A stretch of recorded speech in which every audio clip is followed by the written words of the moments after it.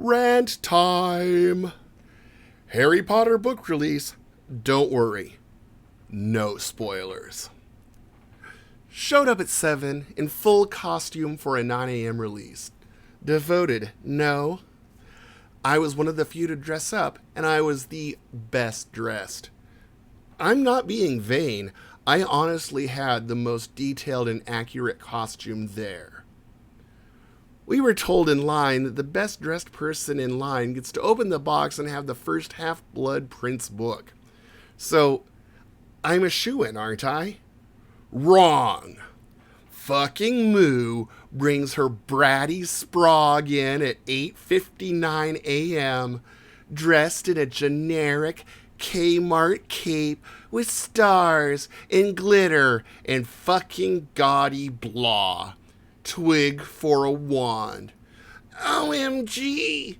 Little Push is so cool. OMG! You can't open the box and have this book you can't read. And fawning.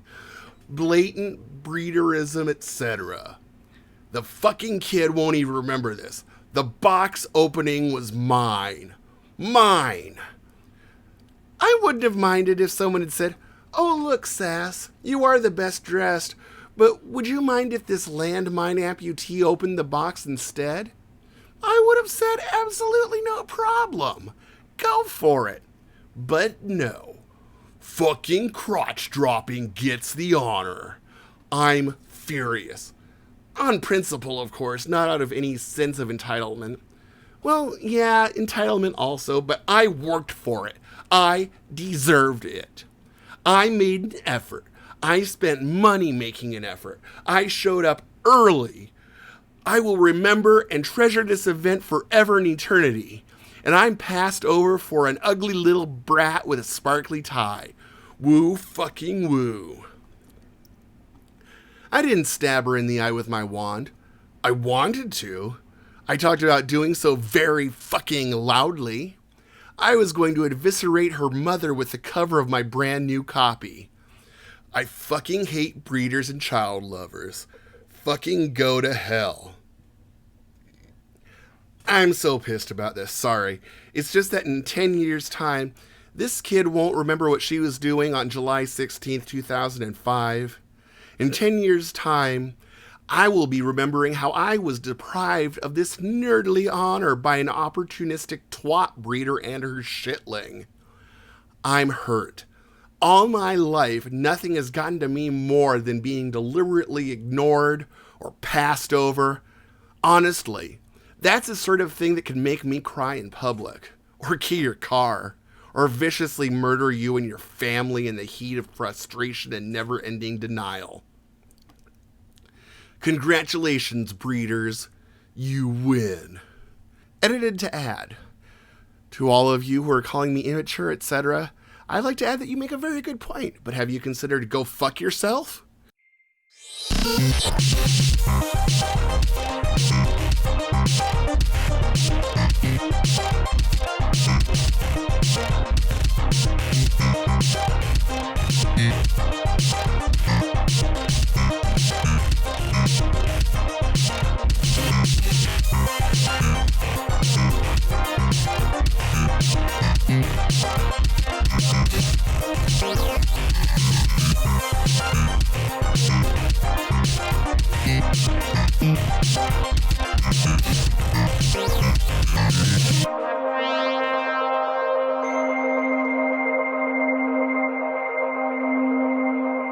Welcome to Rite Gud, the podcast that helps you write good.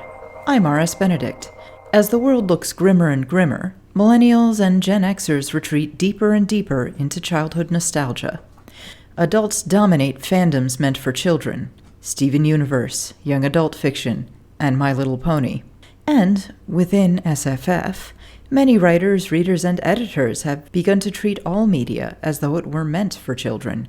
It must be didactic and escapist and safe. But there are still some of us who want our entertainment to treat us like adults.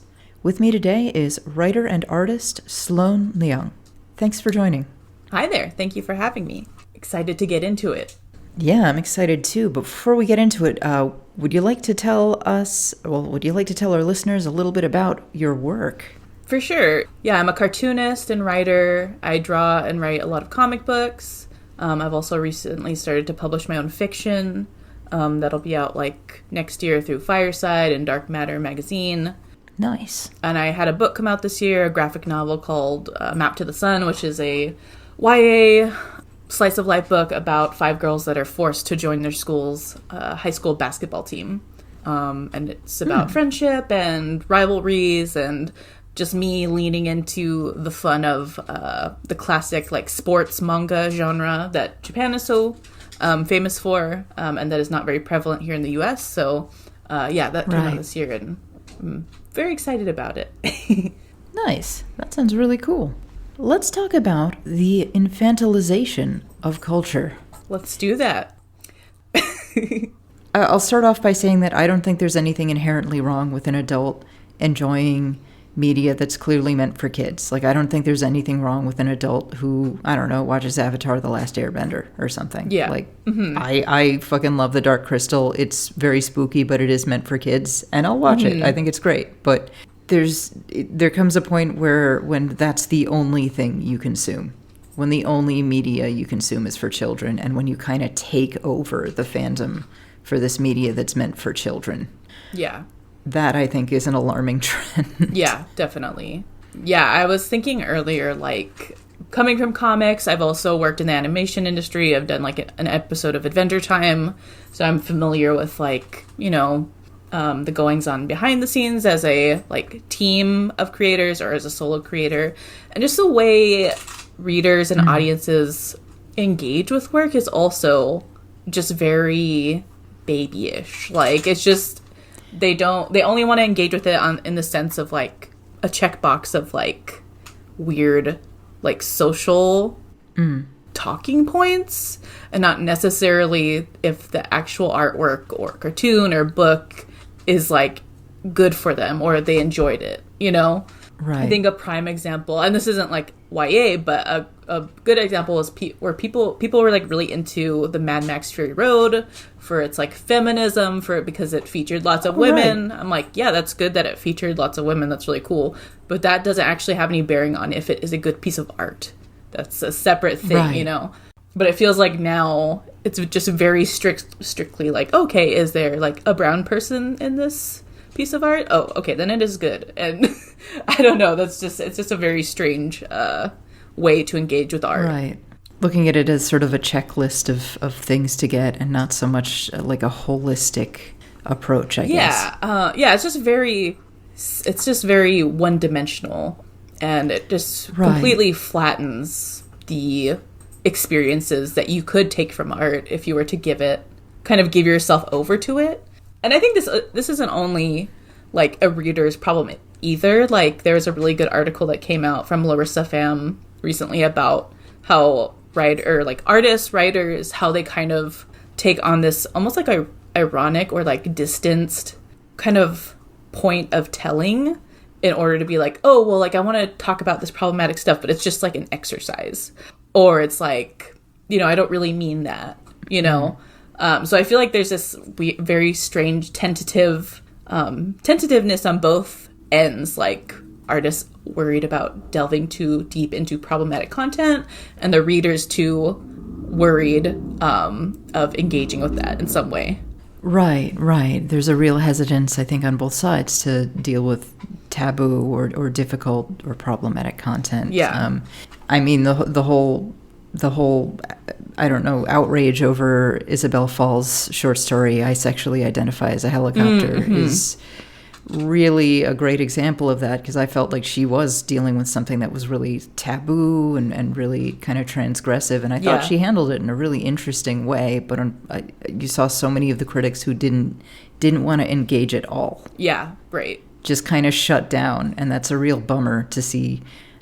It's one thing if it's like commenters, but to see other writers and other editors doing that to a piece of fiction is really disturbing to me. Yeah, definitely. And, like, that's a whole other thing is that's very prominent right now is the correlation of art and harm. And the Right. moral harm that art does. There's a really good paper. I can't remember the author right now, but if you look up basically art harm theory, there's a really good breakdown of like basically just piecing apart that rationale. Like can art, when art is propaganda, when art is like, I don't know, just ironic, when it's parody, and how to piece those apart, and what does harm from that actually mean? How does it feel? And how can you actually, I don't know, you can't really say like this is harmful because you cannot put you can't map your experience to everyone else, you know? Like for that Isabel Fall story, like lots of people liked it, lots of people took it as like a personal attack, which is valid. Those are both valid points, but yeah. Right. I mean, it's one-dimensional to view art purely on the idea of is it helpful or harmful. One of our previous guests, Maddie Lewis, talked about how, I think it was she majored in literature. Her literature professor urged people to evaluate art on sort of 3 dimensions. There's goodness, there's beauty, and there's truth. Mm-hmm. And we're only going on the 1 dimension. It's goodness, and defining good in this extremely narrow way of, is it good for me? Will this hurt me? And will this help me? And it's defining hurt and help in a way that I find is very childish. Like, it makes me feel good, that's helpful. It makes me feel bad, that's harmful. And like, that is how a 5-year-old engages with art. This broccoli is yucky, I don't like it, this is bad. Yes, exactly. This is causing me pain to eat this broccoli. Right. I'm so upset eating this broccoli, and this broccoli is violence. This broccoli is violence to me. Yeah. This broccoli has harmed me personally. Yeah, I mean, it's like I wrote about this like in I think during summer, just like tweeting into the ether because I was just like going crazy, stuck inside. But oh god, it's such a easy binary to fall into of like, this makes me feel bad, so this is morally bad, and the creator is also morally bad and a bad person, and we need to like shun them and make sure their existence is erased from the internet or whatever. And it's just like, it's such a crazy atmosphere to be in as an artist right now, because like everyone just wants these pellets of safe committee made art. They want to turn the crank and for the pellet of art to come out and for them to like be able to like it melt in their mouth very easily. And I'm just like, really?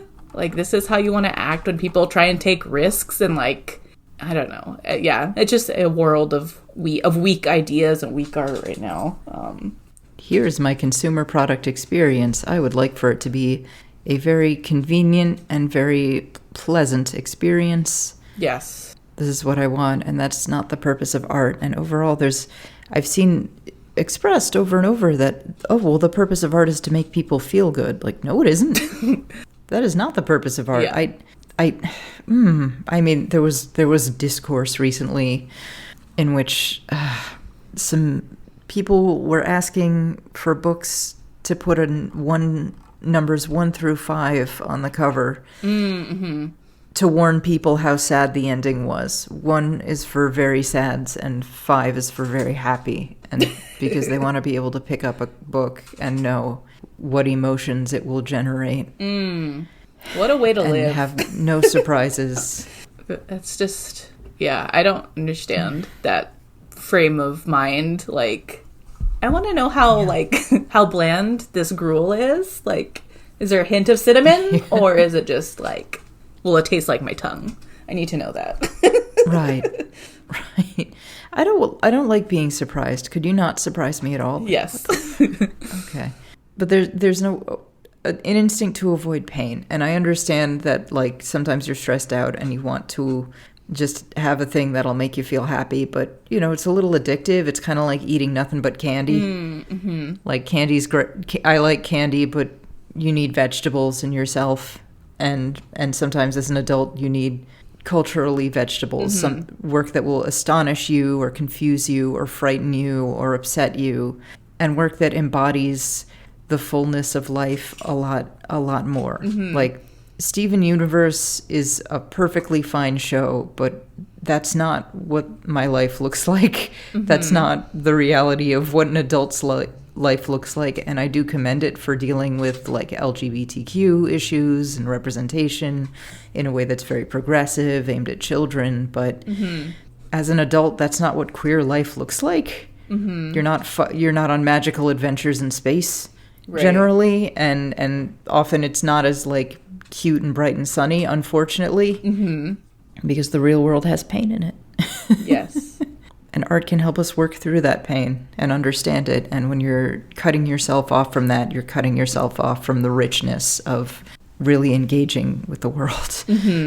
Yeah, and just like the presence of like, you know, we're talking about like adults taking over these children's fandoms, and it's very strange. They, you know, they just suddenly these are like Steven Universe or like She-Ra. Suddenly these are the like foundational texts for their life, and it's very like off-putting, and I don't understand why or how this is happening.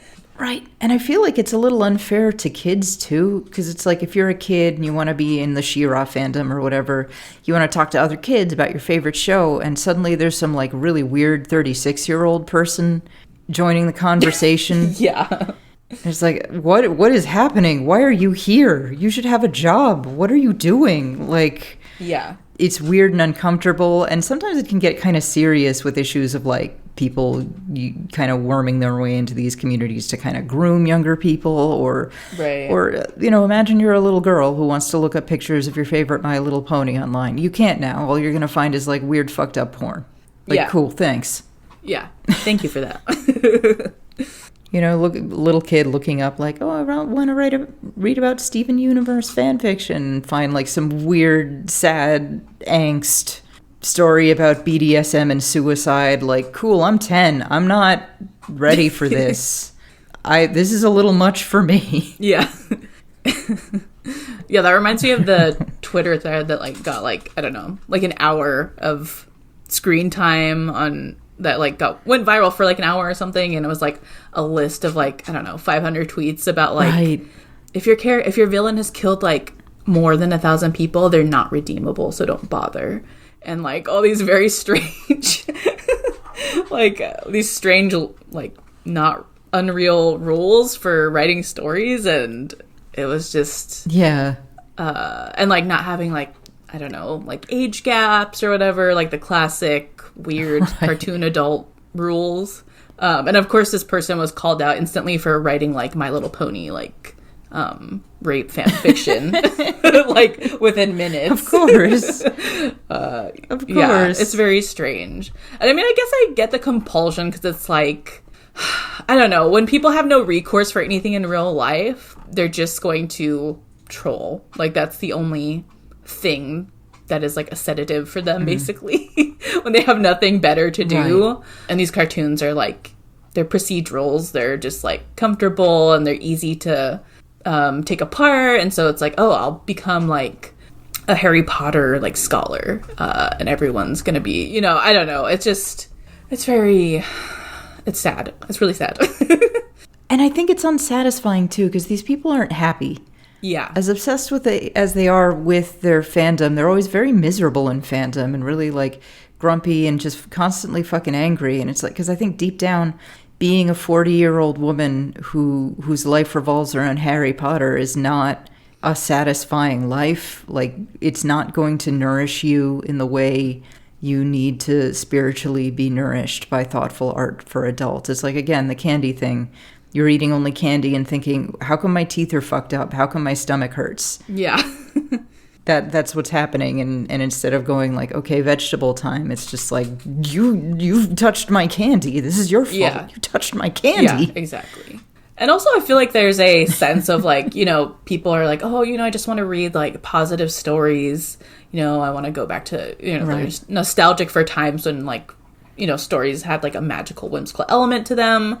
But I feel like as an adult, like some of that stuff you can't get back. Like it's definitely possible, but the stuff that is rewarding is stuff that like stretches your adult perceptions and your adult insights. Things that are like, and that doesn't always have to mean like painful death, gore, disturbing subject matter. It's stuff that can, like, I don't know, there's, like, literally thousands of things that you can explore as an adult that will give you that same sense of awe and wonder, but it takes a little bit more effort to... Right. I mean, the whole genre of magical realism. Yeah. If you want, like, whimsy and magic, but really more toward adults and in a way that's very, like, thoughtful and often very political and fierce and sensual, like, bam, Latin American magical realism. There you go. Yeah, exactly. There you go. There it is. Yeah, and it's like, yeah, that stuff will have the breadth of, like, human emotion in it, but because it has maybe, like, some, like, a sad ending or, like, a depiction of, I don't know, abuse or rape, you're like, oh, I'm not going to read that. But you've went ahead and discarded, you know, this entire thing that would actually be not just, like, not morally nutritious, but, like, artistically and aesthetically nutritious for you as a grown person. Like, you're just like, oh no, I can't read that, it's too sad.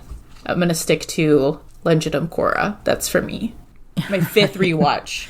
Right. And I'm only gonna do Legend of Korra.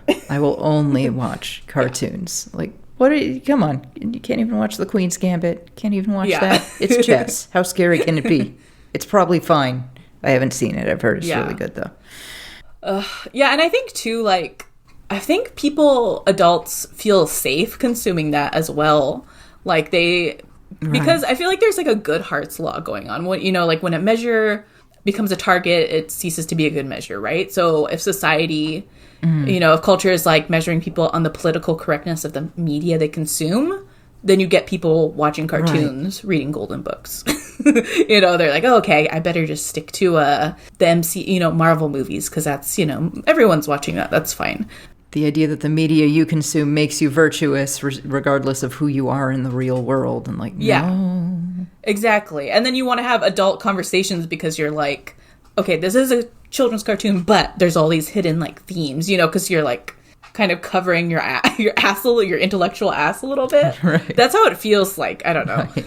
And the same thing with, like, if you're measuring people on the perceived morality of, like, creators of the media they consume, then you're going to be getting people that stick to art made by committees. So, like, animation, Cape Comics. Yeah. You're not going to want to risk yourself on, like, solo artists, small artists, because you're like, oh, man, but what if they're, like, or if there's, like, a hidden problematic thing that they've done that I haven't looked up before, and, like, someone calls me out, and I don't know. It's a very paranoid and fearful culture. Online culture, I should say, we've made for ourselves. Yeah. Yeah, and it's very weird to me, too, because, I mean, if you look, okay, you have this individual creator and you find, okay, they made a problematic tweet 10 years ago, but then, like, you're consuming Disney products. Do you want to know some of the fucked up shit Disney has done in the real world? There's a lot of really bad stuff. They treat their employees at the parks terribly. They underpay them so that a lot of them have to sleep in their cars. They've just completely destroyed the idea of the public domain. Like, so for those of you who are very young, there used to be something called the public domain, which is that copyrights used to expire. Copyright for an intellectual property used to expire after like 20 years, and then it was just free to everyone. And Disney has spent the past 100 years lobbying to just kill that. So a shitload of things that should be in the public domain for everybody to use, like Superman, Batman, Spider-Man, all that shit should be in the public domain. It's not. It's still owned by a fucking company, even though the people who made it are dead. They are skeletons now. They're not profiting off of this.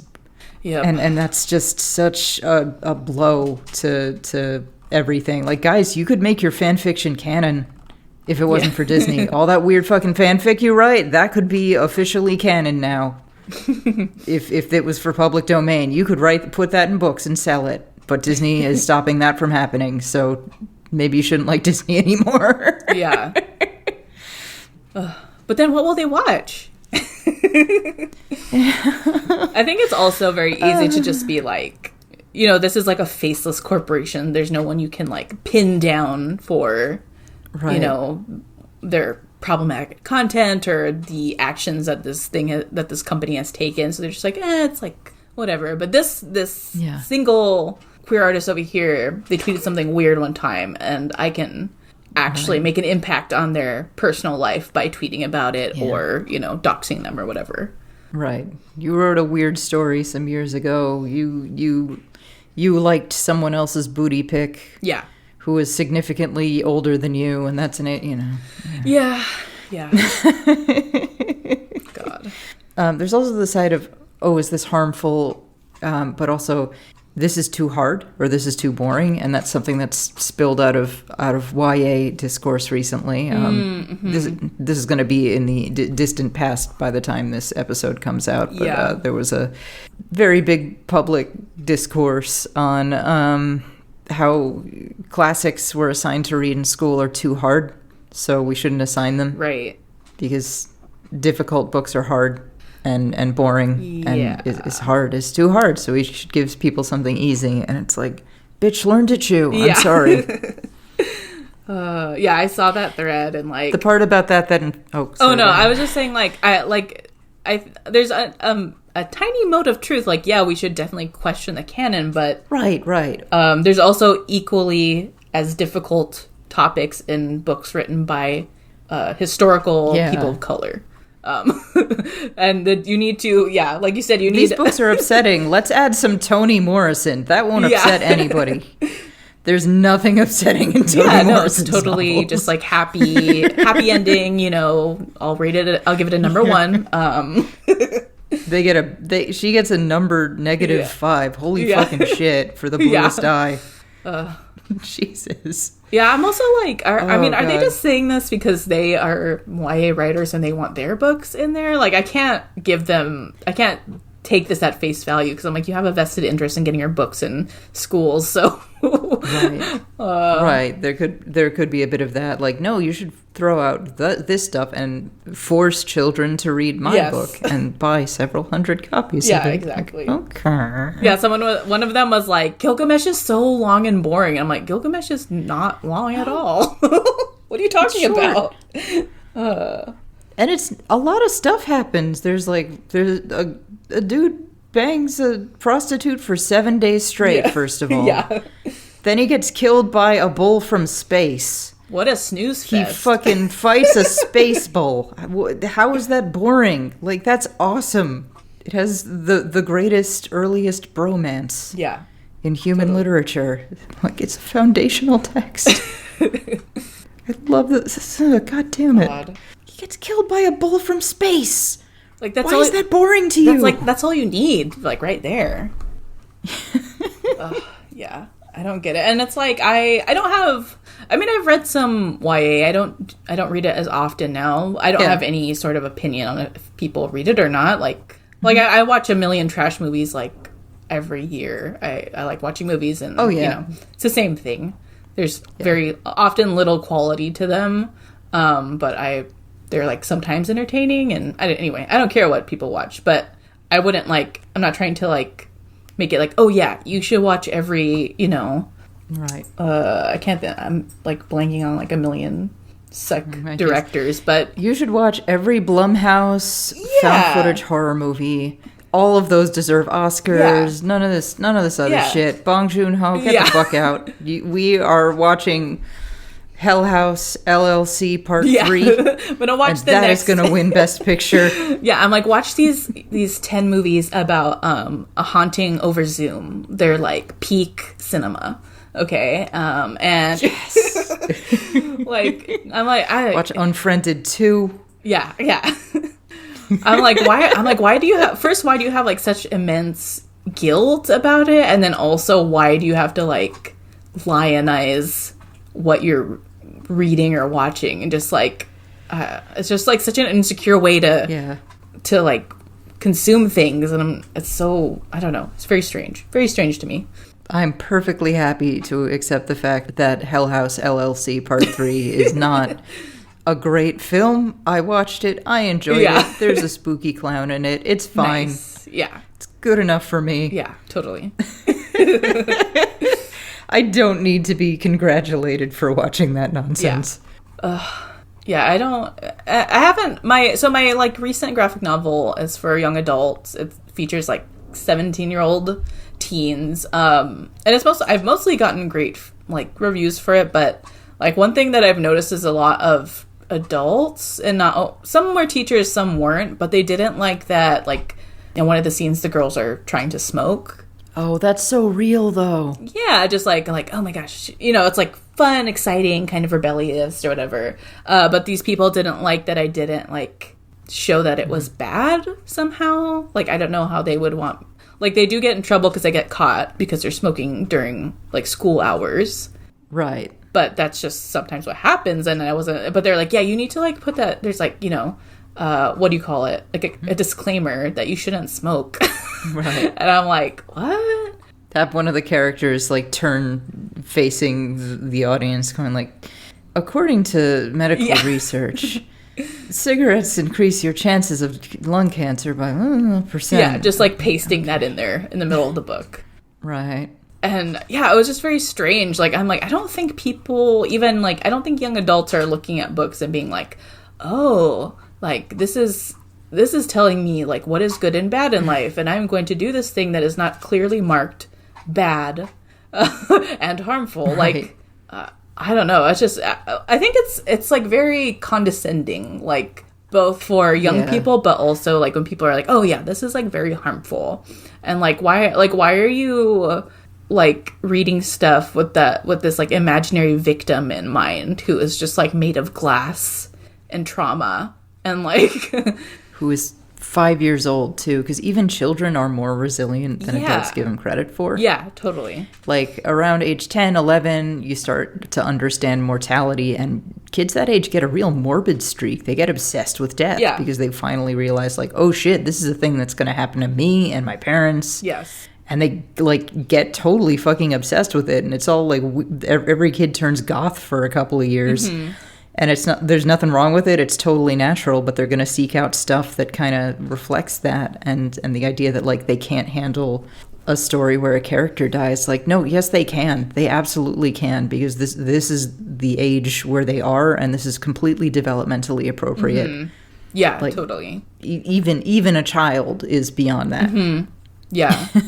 Yeah, I had like smoking in the book. There's like, underage drinking. The biggest thing was like a teacher-student relationship that the girls are like know about, and their friend is involved in it, but they don't want to like obviously tell on her.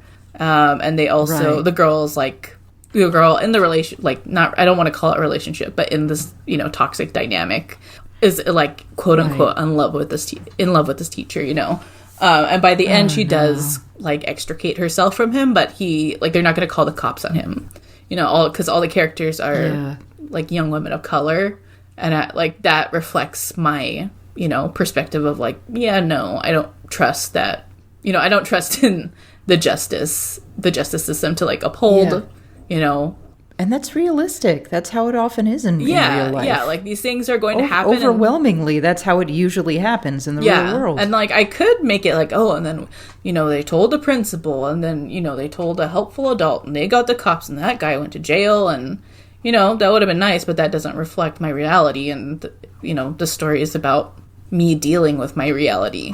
Yeah. And not, not a fable where everyone gets their comeuppance.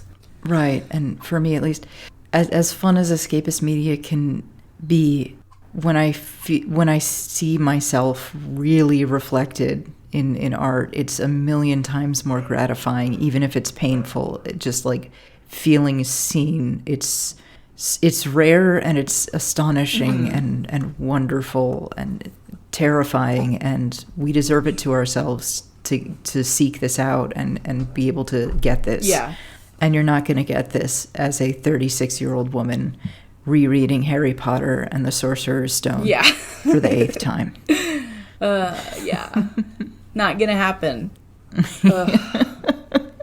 Yeah.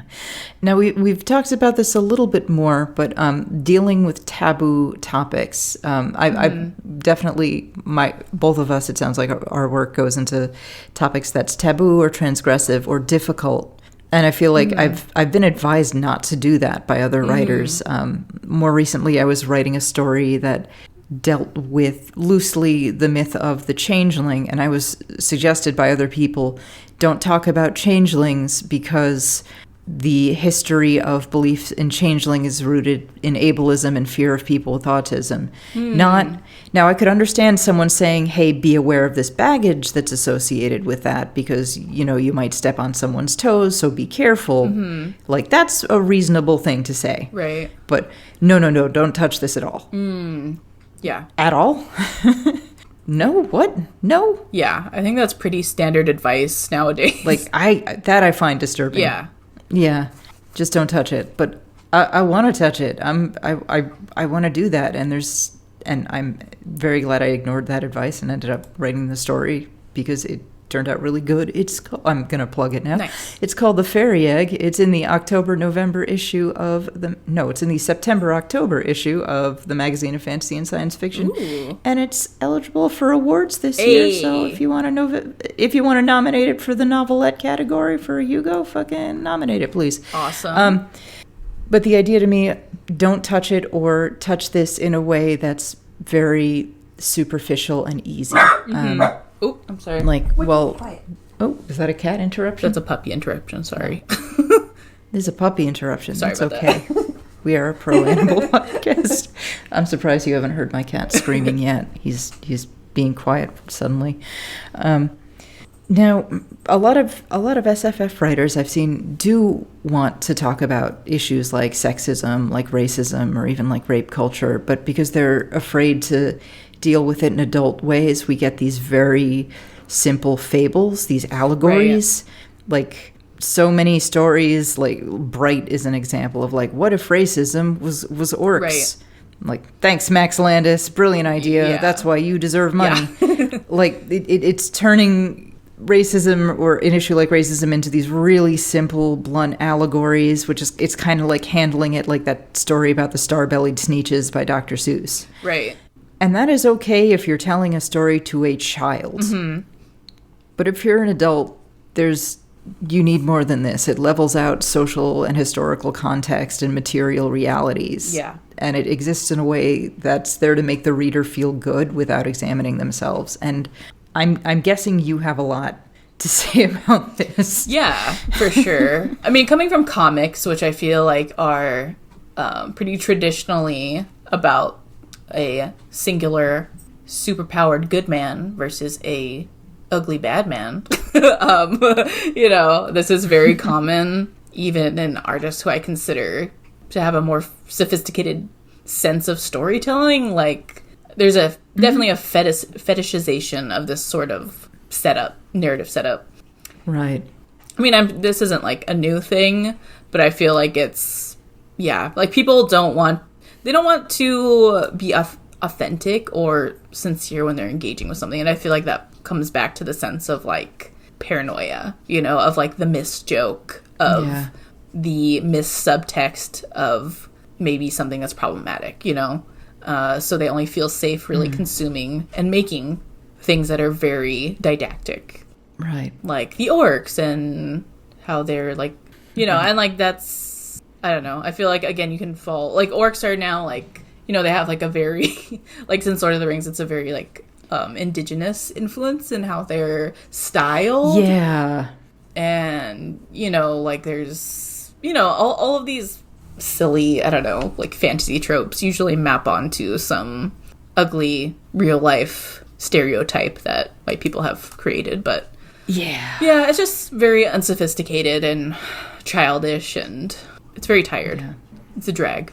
And I feel like it kind of it's fine as a way to teach 5-year-olds, but if you're looking at adults, if the only purpose of your narrative is to make people kind of feel superior, like look at that and be like, well, that goblin's getting prejudice. I would never be mean to a goblin. I'm a good guy. Exactly. Like, what are you accomplishing with this? It's a lot more potent, I think, if you're nuanced and complex in a way that kind of makes the reader examine themselves. Right. And that's incredibly painful, but extremely important and necessary. And you're not going to get that from like the fucking Obama is a goblin elf novel or whatever the fuck that thing was.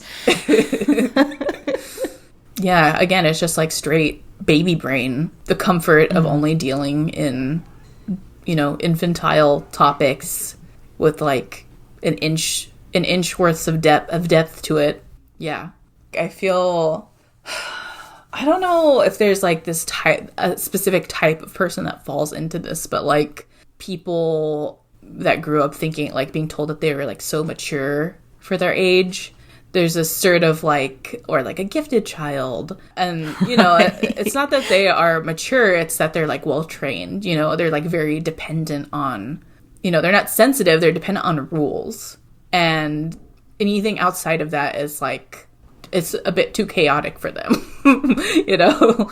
Yeah, you were told you were mature for your age, but really it was kind of like you were quiet and you did what you were told. Exactly. And that's not really maturity, it turns out. That's obedience, and that is not a thing we need. Exactly. Yeah. Just because you can parrot things back doesn't mean you, like, understand anything, you know?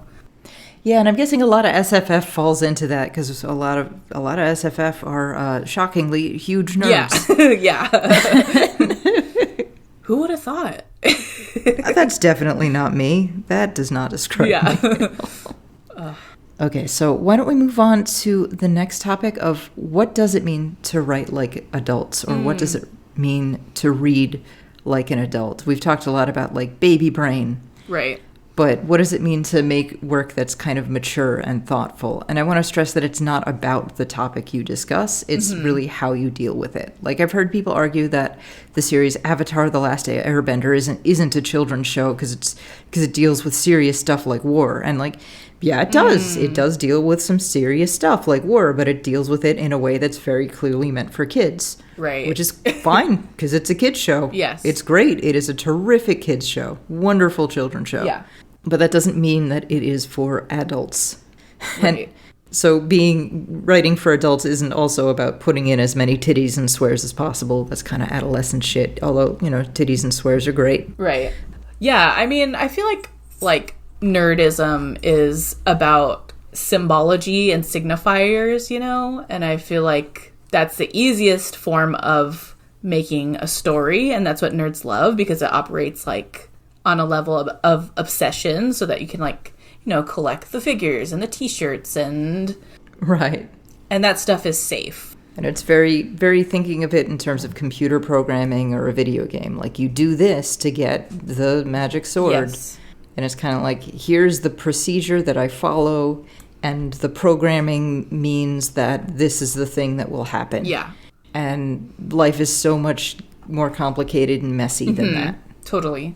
I mean, I think this is just like this also goes back to like being unafraid and willing to take risks. And that's what you have to do to make strong ideas, to tell strong, like, full stories, is you have to take risk. You have to, true artistic risk is also reputational risk. And that's something that's very difficult for people to want to do anymore.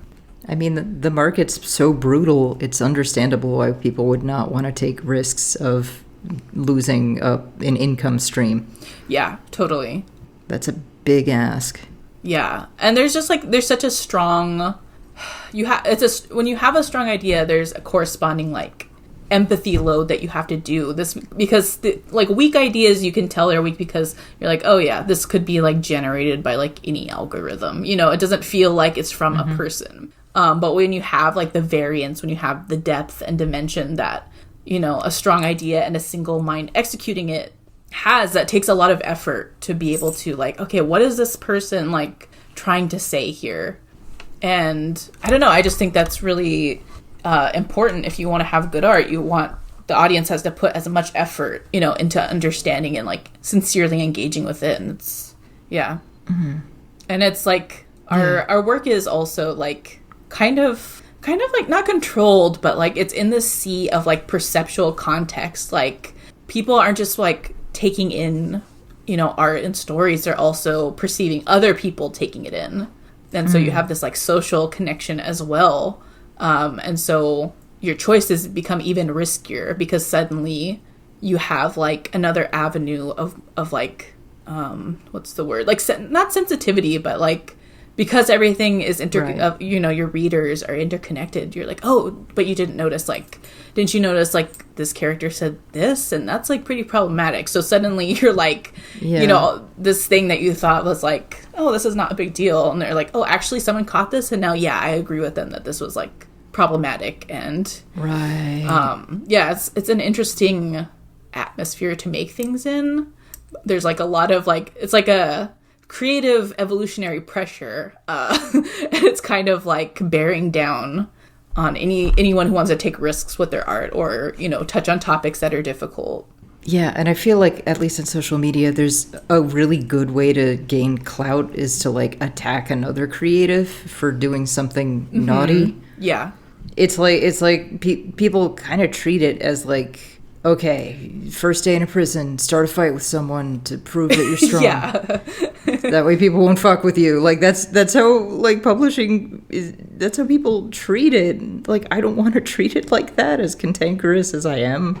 I don't want to look for examples of, like, a character used a no word in your story. Obviously, you fully condone this behavior. You're a bad person because portraying something is condoning it. Of course. Yeah, my favorite. My favorite take. I feel like it's even more important to show unreliable narrators or protagonists who are deeply flawed, because it's like, if all of the books you're given, the idea is, here's the protagonist, this is the good guy, Yeah.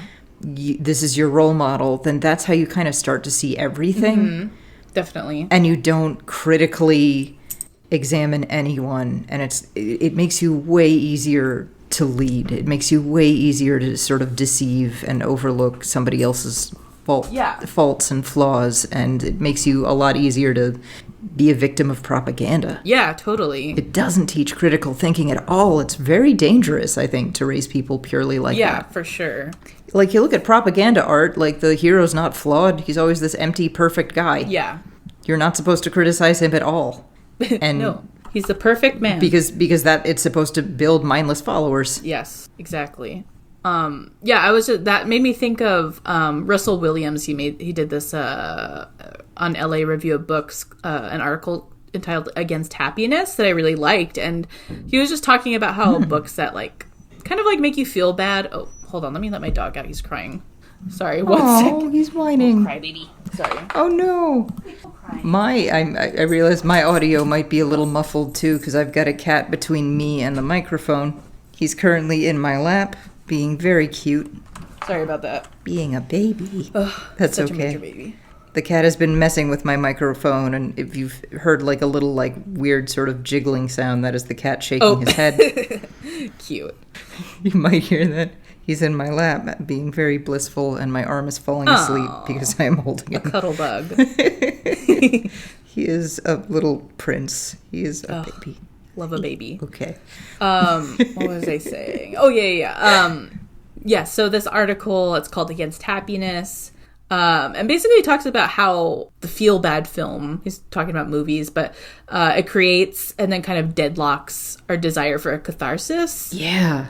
And when you're not, when you're not framing stories in these very easy to digest ways, you're encouraging, like you're saying, critical thinking, you're reflecting, you're realizing the, like, disparity of patterns in life, and that can be really liberating, and it can also, like you're saying, like, translate over into more radical thinking, when things aren't framed perfectly for you. Yeah, I've noticed that really staunch leftists and radicals, the movies they tend to make, the stories they tend to write, don't end happily. Yeah. A lot of the time. I mean, the guy who made, 120 days, I might be using the wrong number, 120 Days of Sodom. Oh, yeah. It's the most fucking horrific film ever. He was a staunch leftist, gay rights activist who was murdered by literal fascists. Yeah. Mm-hmm. Like, the dude was legit. He was the real shit. And that is the bleakest, most fucked movie that, oof. Yeah, totally. Yeah, when you're able to, like, set up these, like, transgressive, challenging, like, not frames, but, like the lack of frame itself that lets you, like, kind of suspend your judgment, that can do so much. It just does so much more work and offers so much to you.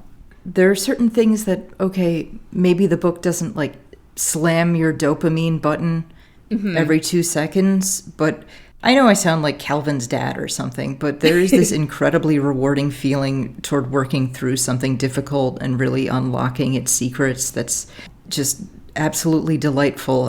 In the notes of this episode, I'm going to link to a really great piece from New Yorker about Henry James and the Great YA debate. And there's this overwhelming tendency in culture to talk about adulthood like it's solely a burden, like it's only a tragedy to be an adult. And we need to remember that there are rewards to adulthood too. Like being an adult means you can drink coffee and really appreciate coffee. Yeah. You can enjoy olives. You can smoke cigarettes, maybe. You can drink alcohol. You can have sex. You know, it's not like candy and cartoons all the time, but there are these really deep rewards of adulthood, and it's worth it. It's so much more satisfying to be a grown-up. Yeah, totally. Yeah, that's such a good point. And like, yeah, I feel like the denigration of like adulthood is also just a way to like shirk responsibility for your actions, your like the stagnation of your own mind. And like, I don't know. Yeah, that's a good article. Yeah, that's something I want to get into a lot, actually.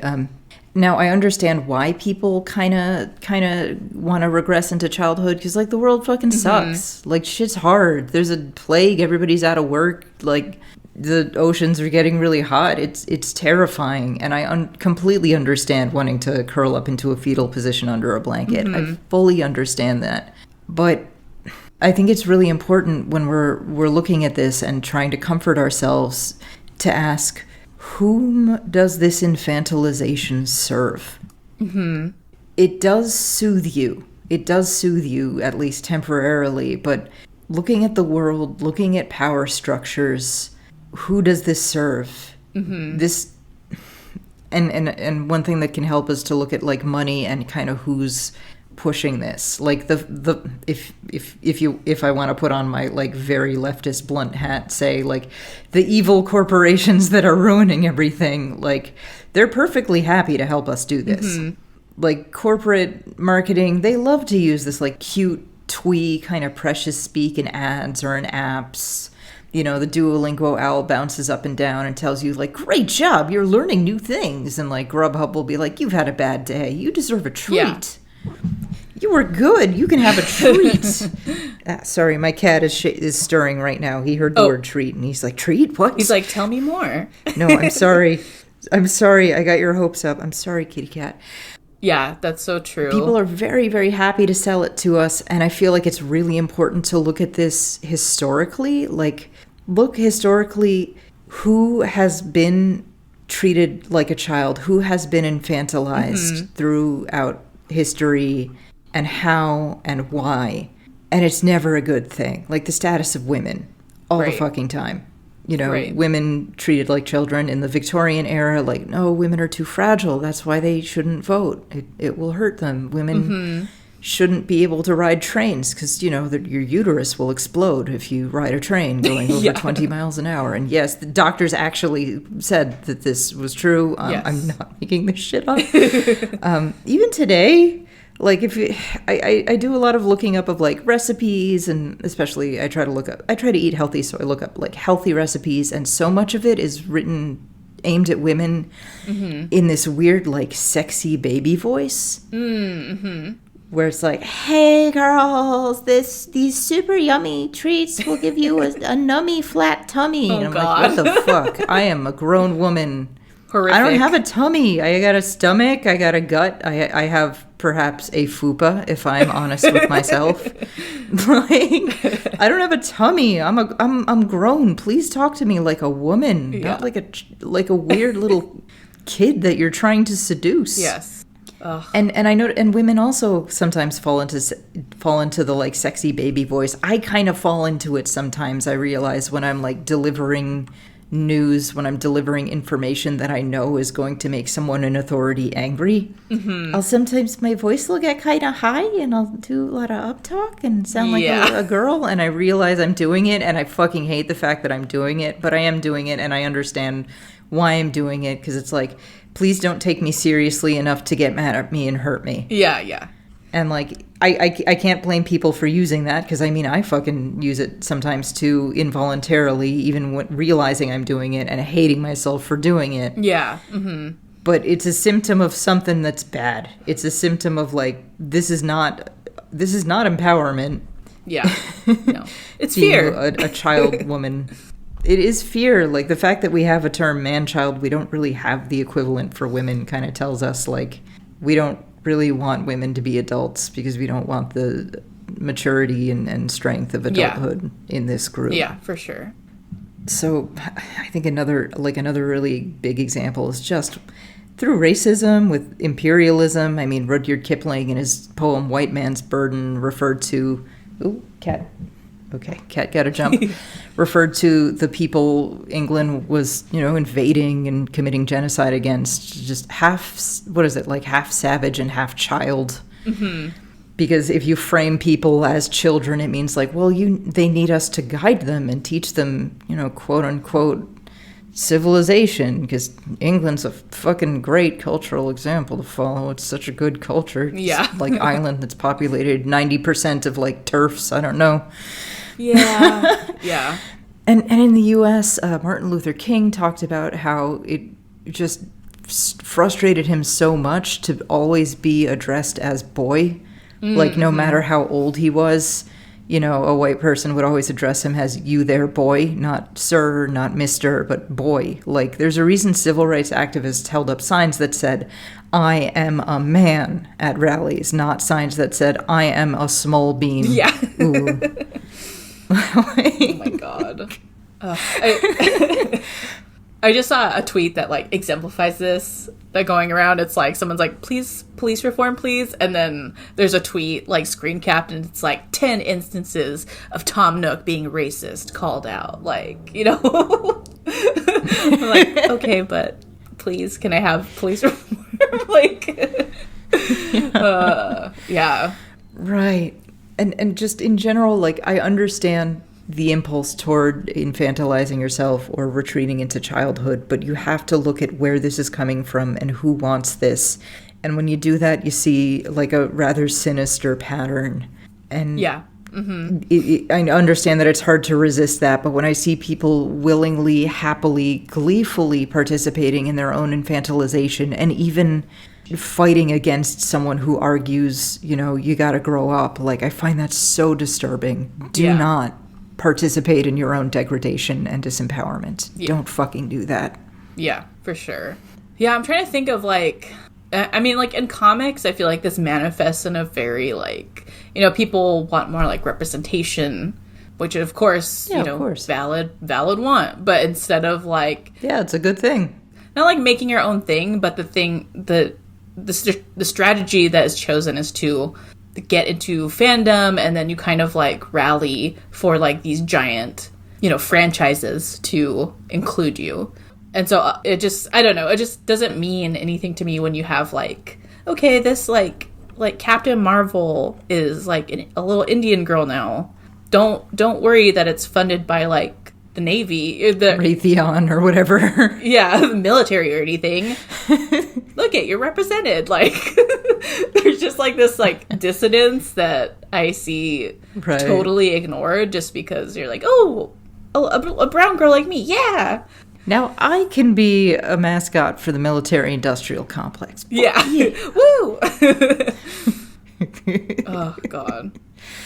Another side of that, too, is I feel like there is a vacuum of art and culture that respects its viewers as adult, and if we don't fill that vacuum, someone will, and I think there's a threat that the people who do fill that vacuum might be fucking horrible reactionaries. Yeah, for sure. Like...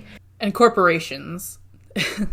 Right. Awful corporate people who do not want the best for us. Like, I do think a reason why Jordan Peterson appeals to people, and I think Jordan Peterson's fucking appalling, but he does address his listeners as men or as people who can grow up and be men. And that's so appealing to the whole world infantilizes you and treats you like a little small bean, to have someone say, like, no, you are a man. Yeah. Stand up straight. Like, that feels really fucking good. Yeah, totally. And people need to get that from somewhere that's not like a crazy benzo lobster, like chaos dragon meat man. Yeah. You know? Like, they need to get it from something good and not from that. Yeah, definitely.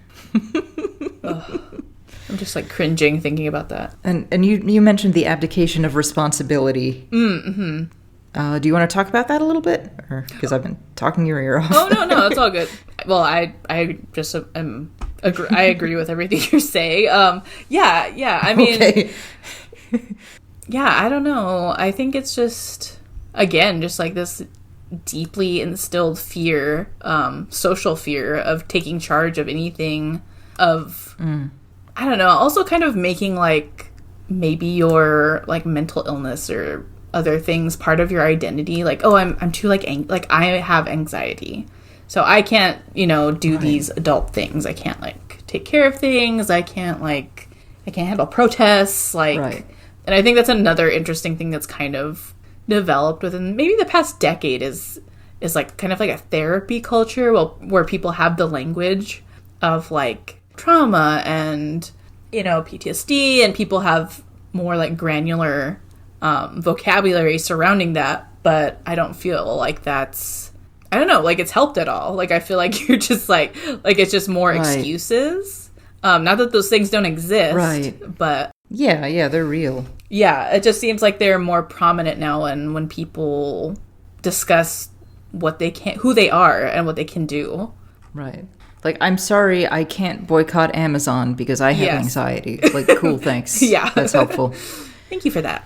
And it's so contrary to actual mental health, like, research, which there's a shitload of studies that show that when you become a part of your community and you help other people, it is really good for your mental health. Yeah, totally. Like, I am not making this up. This is extremely real, and just about, like, on a spiritual level, on a scientific level, like, doing stuff like volunteer work is really fucking good for you, and it also helps you meet some really wonderful people and build a community and that's also very good for you, and it's a lot better for you than staying home alone and watching Steven Universe again. Yeah. I know, being a homebody and like spending most of your life on social media, I feel like that's about 90% of the problem. with this. And I mean, during the pandemic, of course this is extra bad because like we kind of can't go out much. Yeah. Although I have been once a week going out and doing some volunteer work, just because it's like, I know if I don't do this, I will just like fall deeper into the well of crazy. Yeah, totally. And it absolutely is a lifeline, and like really seriously encourage people to do that and not just retreat, because it is so much more rewarding to just spend a couple of hours like helping people, giving food to people who are hungry. Like, that is such a cool thing to do and very gratifying. Totally.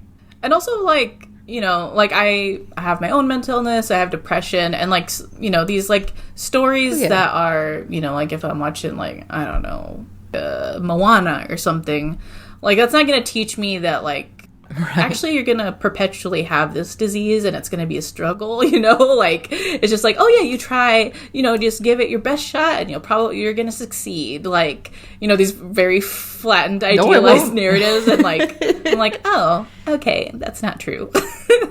Yeah. Right. And they kind of sting worse when you're like really, really depressed. It's like being a hungry, shoeless orphan looking in the window of a rich person's house, seeing everybody feasting. Yes. And then it starts to rain on you. It doesn't help you to know that, like, wow, that turkey they're eating is really good. It's like, well, I can't taste it. I don't fucking care. This isn't helping me. Yeah, exactly. Yeah, I think those sort of stories can be very discouraging. I feel like for people that are already struggling with feeling like anything they do doesn't matter, which I think is mostly true. Our world is mostly controlled by giant companies, just literally destroying the world. So I can see how that it is totally valid to feel that way and true, but also yeah, and it makes it worse too. Like if you're happy to just like, no, I'm just gonna rewatch Mulan and stay inside, like that's, as opposed to using what limited power I have, like it's gonna make things worse. And yeah, I know young adult novels teach us that attractive teen girls and the two hunks she has to choose from can save the world. But in the real world, it's mainly adults who have to do that in these painfully slow ways. Yes. And that, I think, is the other side of this infantilization. If you're abandoning adulthood, it means you can't be part of the solution anymore. Mm-hmm. Yeah. Because that adults, like we have this whole thing about now, like Greta Thunberg will save us, or briefly, the Parkland teens will save us. It's like, you don't ask a 17-year-old who's been through this horrific trauma to save you. What the fuck? Yeah. Like, seriously? You're gonna ask a kid who, like, had to cower in a bathroom listening to gunshots? Like, oh, you saved me, kid. Like, what the fuck? Yeah. That's the most backwards shit. Sociopathic, really. Yeah, it's awful. Or Greta Thunberg, whose whole thing is pleading with the adults in power, like, hey, fix shit so that the oceans aren't boiling when I'm an adult. They're like, cool, we're going to draw a mural of you. She's like, no, that's not, I don't want a mural. Yeah. I want you to fix things. Like, we think you're cool. We're going to sing a song about you, Greta. Greta, you'll save us. Like, no, you are not listening. Yeah. God. And it's so unfair to, like, when the adults don't act like, when the adults become children, that kind of means like the children kind of have to grow up a little too fast and become adults. Yeah. And that's not fucking fair to them. Yeah, totally. Yeah. It's not fair to the Parkland shooting teens or to Greta Thunberg that we're all like, save us, literal child. Yeah. From our fucking couches. Yeah. There's like this sort of like, besides the performative like aspect of it and the like self-effacing, like, oh, I couldn't, we've ruined it, like I can't do anything, like it's up to them.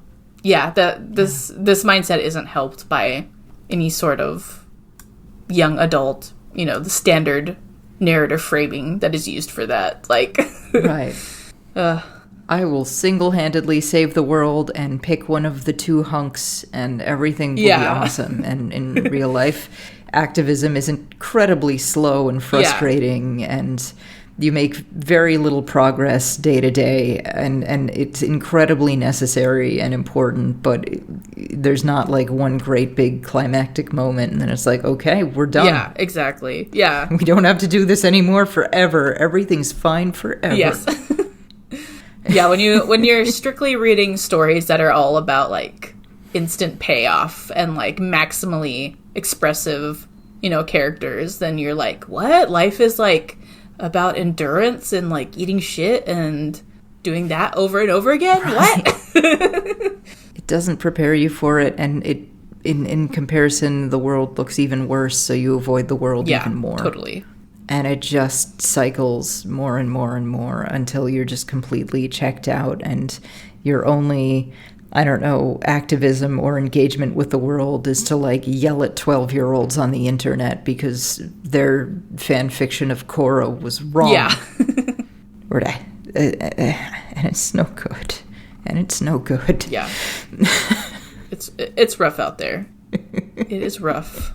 So in conclusion, grow the fuck up for your benefit, for the benefit of the world, and because being an adult is actually pretty good a lot of the time, even though there's more responsibility. Oh, okay, well, why don't I phrase this in a way that an MCU fan could understand? With great power, there is great responsibility. However, also, with great responsibility, there is great power. Nice. You can't get that power. You can't be empowered without taking on the responsibilities of adulthood. And that includes what you're feeding your head. So go be an adult, watch a depressing movie, read a book that has a downer ending, and then go help at a food pantry or something. Yeah. Because there's a lot of people in the world who are going through some real shit right now, and if you have any ability to help them, help them. Totally. Yeah. Don't be afraid. That's my big thing, is just people are so afraid to just be sincere, without a veneer of irony, just in case they slip up and say something. Just be right. open to having experiences. I mean, we're talking about, writing, so have an experience with art, with books. Yeah.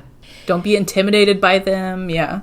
If there's a story you're afraid to write it anyway and see how it turns out. Totally. You can write a second draft.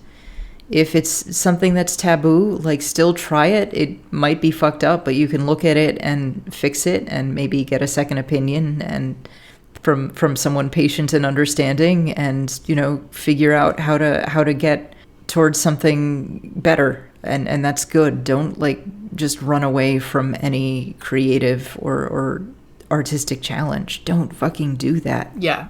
And nothing that you could do that is offensive or problematic. It's nothing new. You will never come up with something that's a new horror for people, which I feel that's what most the mindset for most creators are oh, but what if I mess up? And it's just I've done all this. I'm no, there's only so much. You're not that genius that you're gonna come up with a new way to torture people. It's just gonna be a passing offense, maybe at best. I've invented a new strain of racism. Wow. Yeah, exactly. 19th century scientist time traveling to our era. I'm mad at the Slavs now. Yeah. No. Lean into it. The Dutch canceled. Yeah. Take risks and accept that sometimes it will fail, and maybe that story that you end up writing won't really be publishable, but you can recycle some of the stuff from it. You can use it to work through something and then go towards something that really is great. Because that's how you grow, and growing is good. Growing is good. Growing is good. All right. Now, before we go, where can our listeners find your work and support your work? Sure. You can find me on Twitter at Sloane Sloan. My name is Sloane, so just Sloane twice. SloaneSloan.com is my website, and I have a podcast called Salt and Honey, where me and my friend Leslie Hung, who's also a cartoonist, she draws Snot Girl. We talk about movies, books, comics, and why they're good or not. So just craft stuff, craft talk.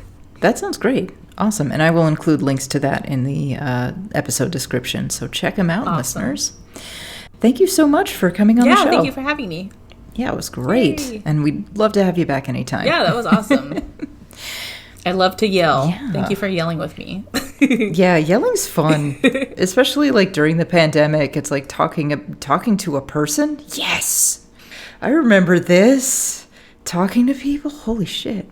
Yelling at something other than my cat. That's pretty cool. A conversation beyond are you a pretty baby? Are you a baby? You are a baby. Thanks for joining us, and thank you, audience, for listening. That's all for this episode. If you like what you heard, head on over to patreon.com/ritegud, that's RITEGUD, and subscribe. Subscribers get bonus content, early access to regular episodes, and an invitation to the Kitty Sneezes Discord, where we hold group writing sessions, and stream movies, and generally goof off. And be sure to check us out next time, when Carlo Yeager Rodriguez returns to talk about writing the invisible. Thank you for listening. Until next time, keep writing good. KittySneezes.com in color.